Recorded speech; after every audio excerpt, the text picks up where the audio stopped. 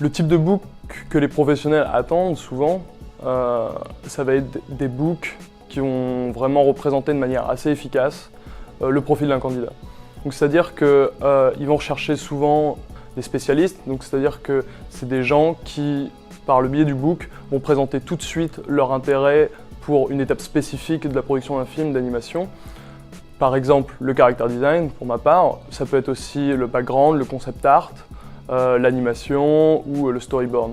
Donc ils vont attendre un book qui soit vraiment axé sur l'une de ces parties. C'est-à-dire que si je veux faire du character design, je vais vraiment montrer dans mon book 80% de character design. Si on a un profil un petit peu plus généraliste, qu'on préfère justement continuer de pratiquer un petit peu tout ce qui touche au dessin, donc c'est-à-dire les personnages, les storyboards, le concept art ou les décors. Pas mal de studios qui recherchent ce genre de profil, parfois les studios un petit peu plus petits. Et donc c'est bien de le présenter tout de suite en fait, c'est pareil. C'est bien du coup, quand on présente le book, d'être clair à ce niveau-là, de montrer qu'on est quelqu'un qui veut pas de restrictions, qui veut pas être le spécialiste au sein d'une équipe, mais qui veut comme ça pouvoir jongler entre les différents domaines.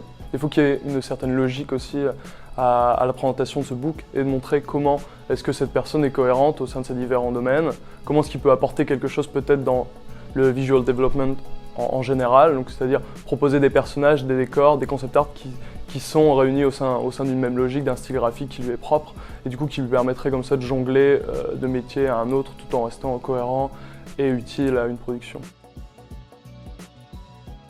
Donc je pense à l'heure actuelle, pour s'ouvrir des opportunités à l'international, c'est devenu quasiment obligatoire pour un artiste d'exister sur Internet, sur les réseaux sociaux, donc c'est-à-dire Facebook, Instagram, Tumblr ou ArtStation, d'avoir une vraie présence en ligne en fait, pour avoir une visibilité qui s'étend à l'étranger. Il y a souvent énormément d'opportunités pour divers profils en France pour rencontrer des studios, même des studios venant des États-Unis, du Japon ou d'Angleterre, c'est-à-dire par le biais de rencontres professionnelles, soit dans les écoles directement. Je sais que certaines écoles comme les Gobelins, Superinfocom font ce genre de rencontres, et tout simplement les festivals. Le festival d'Annecy par exemple, c'est très parlant pour ce genre de choses parce que je pense que c'est la meilleure opportunité pour rencontrer des gens du monde de l'animation en France. Tous les grands studios y sont présents pour justement recruter et rencontrer la jeune génération tout le long du parcours d'un étudiant, donc ça a été le cas pour moi. Il y a des moments où on va vous demander de faire des films, de concevoir des films, et il va y avoir des jurys. Et souvent dans ces jurys, il y a des professionnels qui peuvent venir de studios comme Disney, DreamWorks ou Laika, qui vont visionner vos films, les juger, mais qui vont aussi garder des noms en fait.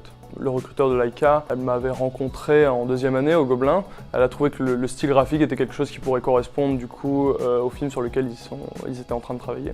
Un an avant ma sortie d'école, j'ai reçu un mail de Laika qui me demandait si je serais intéressé pour être leur nouveau character designer.